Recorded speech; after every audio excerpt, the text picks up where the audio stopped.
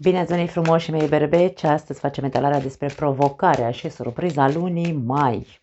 Hai să vedem, începem cu provocarea, să vedem care este ea. Ok, a sărit, avem cavalerul de spade. Cavalerul de spade este o provocare din punct de vedere al nervilor, îmi vine să spun. Acum, ori tu trebuie să ai grijă, pentru că aici provocarea sau la ce ar trebui să fii atent în această lună mai. La sistemul nervos, aș spune, în primul și în primul rând. Dacă te scoate lumea din țățâni, încearcă să te ții în frâu, pentru că ai o energie foarte vulcanică, aș spune. Ești provocat pe partea asta de nervi, de stres.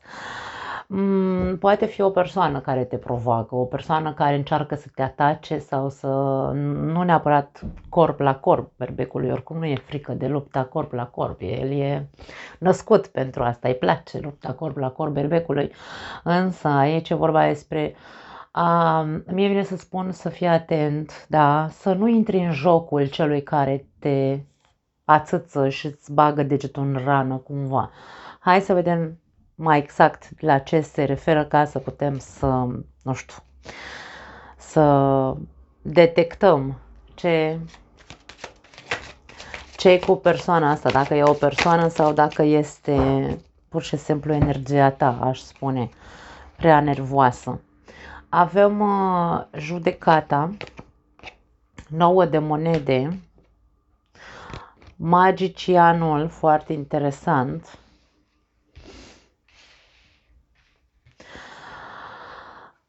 Acum, în primă instanță,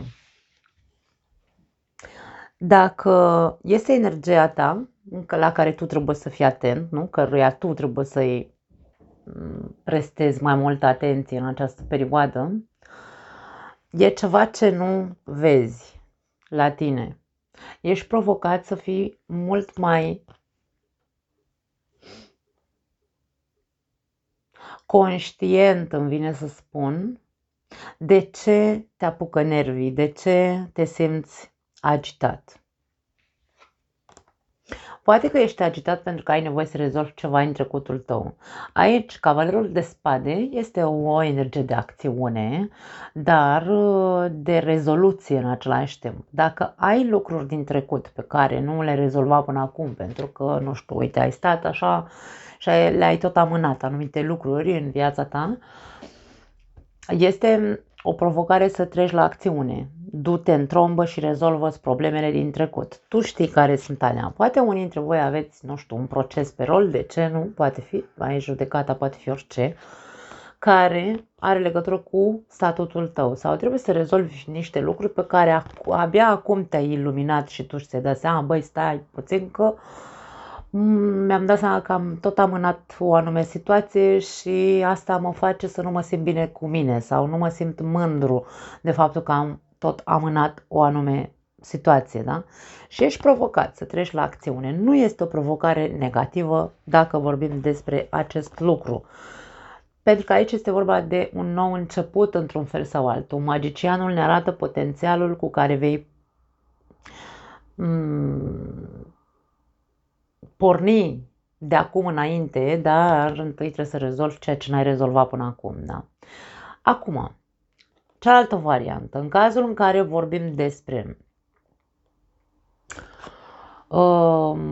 tu că ești foarte nervos, agitat și așa, din fire sau, nu știu, țare muștarul din orice, aici ești provocat să te uiți la tine și să schimbi ceva. Cartea Judecata ne vorbește despre critică. Poate că ai limba foarte ascuțită, vorbești foarte mult despre toată lumea sau despre majoritatea persoanelor, îi critici foarte mult și așa mai departe. Ca să îți păstrezi tu o anume imagine, o anume, nu știu, poziție, de ce nu? Da, un soi de manipulare prin cu magicianul aici e ca și cum tu știi orice despre toată lumea sau despre acele persoane pe care le critici, știi tot despre acele persoane și începi să, nu știu, să Hai să spunem așa, să calci cumva pe cap pe cineva, pentru că ai energie de manipulare și uh, nerv, așa ca și cum, băi, când dacă mă enervează ăsta, mă duc și să vezi ce fac, nu știu, îi spun aici e mult, dai fară în țară, cum se zice, și începi să vorbești ca să-i faci rău celuilalt în favoarea ta. Poate fi din punct de vedere, nu știu, profesional.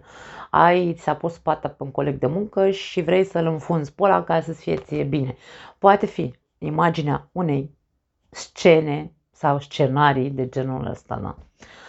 Dacă această persoană este din exterior, această energie este din exterior, vine cineva și te ațâță, aici tu trebuie să fii cu 5 minute mai inteligent, cumva. Ascultă, pentru că aici sunt mesaje. Persoana asta, dacă vorbește din răutate sau din, nu știu, are ceva să-ți transmită, dar o face într-o manieră urâtă, ascultă ce are de zis această persoană. Însă aici, dacă atentează la te invadează și atentează la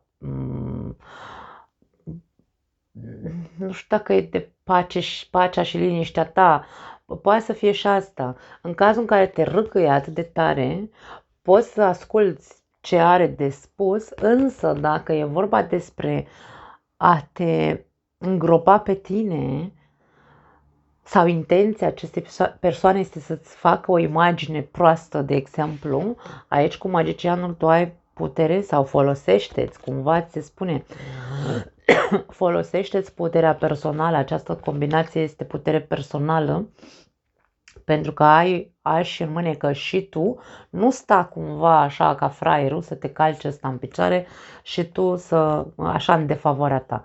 Magicianul este, energia magicianului este lângă tine și e ca și cum îți spune, apără-te, protejează-te, da? Cum? Nu știu. De ce nu aici poți să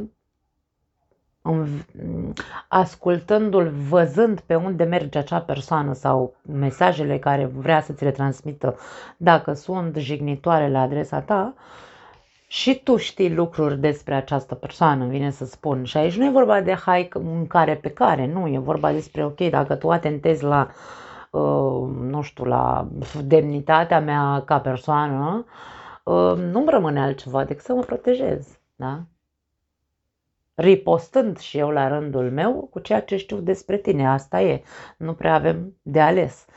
Nu e un care pe care, ci e o apărare în fața unei persoane violente care cumva așa cu bună știință, într-un fel sau altul, vrea să te minimizeze pe tine, da? Să te, nu știu dacă să te detroneze corect spus, însă să te minimizeze, de ce nu? Foarte interesant. Hai să vedem surpriza sau de ce lucru ar trebui să te bucuri mai mult în această lună. Nu că au ieșit foarte multe, nu vrem cărți multe. Una ar fi cel mai indicat, ok? Wow, diavolul. Surpriză, surpriză, na, belea. Acum, diavolul are și o fațetă bună. Diavolul ca fațetă bună este, hai să spunem așa,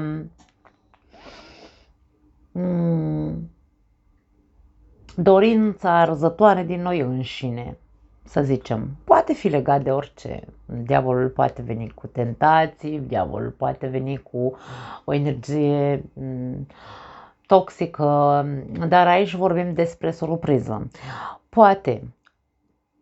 Poate fi pentru unii dintre voi surpriza pozitivă, să spunem așa, poate să fie rupi legăturile cu cineva toxic din viața ta.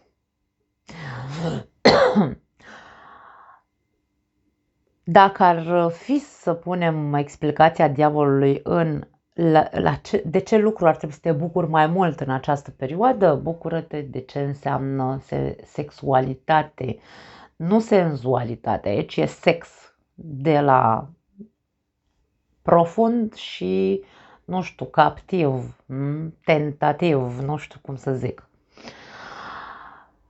Pe negativ poate să însemne și boli cu transmisie sexuală, poate însemna multe lucruri. Pe negativ poate să fie și adicție, poate să fie, nu știu, orice tip de control, posesivitate, gelozie, da? Acum, surpriza pentru unii dintre voi poate fi pozitivă, pentru alții dintre voi poate fi negativă. Așadar, eu zic toate aceste lucruri ca să știți într-un fel sau altul cum să vă păziți spatele. Hai să vedem cu ce vine acest diavol și apoi poate putem să îi dăm o explicație. Foarte tare, a ieșit judecata din nou și aici. 3 de spade. Eu cred că surpriza este plăcută pentru mulți dintre voi. Avem 3 cărți, arcane majore, care încearcă să ne vorbească despre o situație karmică sau o persoană karmică din viața ta, care ți-a frânt inima, nu contează cine e, că e vorba de un partener de viață, că e vorba despre un oricine cu care tu ai avut o legătură foarte strânsă, care ți-a rupt inima într-un fel sau altul, te-a dezamăgit, poate de ce nu te-a atacat. Din nou aici avem aceeași imagine, poate fi legată una de alta și provocarea și surpriza. Însă este pentru eliberare. Dacă vorbim despre, hai să spunem așa, eu nu îi găsesc o conotație negativă a acestei surprize. Nu. Aici este ruptura de legături karmice cu o persoană care mereu și mereu venea așa sau te menținea într-un dute vino, într-un cerc vicios, cerc, hai să-l numim toxic, nu știu, nu contează cine este acea persoană sau cine e figura acelei persoane, poate fi de la copil până la, nu știu, oricine din familia ta, din neamul tău, poate fi un partener de viață, poate fi un vecin, un prieten foarte apropiat, deci cineva cu care tu ai avut o legătură strânsă. Însă, nu ți-ai dat seama, poate, până acum, că acea legătură era toxică, indiferent cât de mult țineai la acea persoană.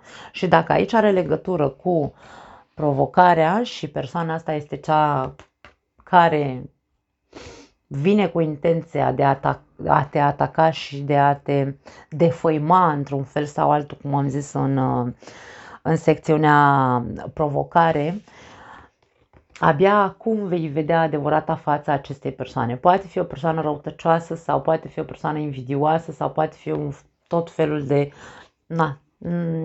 Diavolul aș spune că are multe părți negative această energie și doar 2, să zicem așa, fațete pozitive. Însă aici nu e despre rău, aici e despre în sfârșit mă dezleg, pentru că diavolul vine cu lanțuri, da?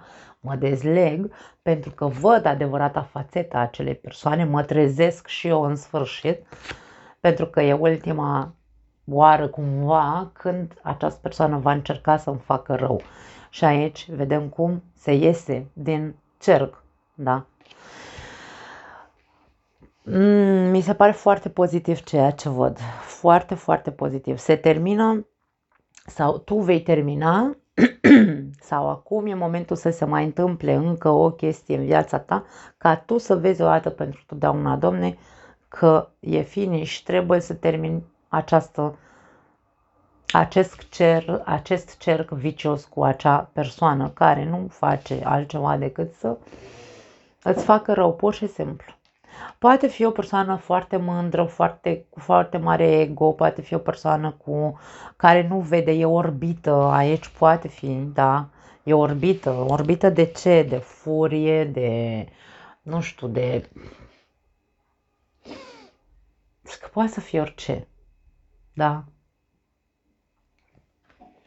Orbită de furie, de gelozie, de posesivitate, de habar n-am, poate să fie orice.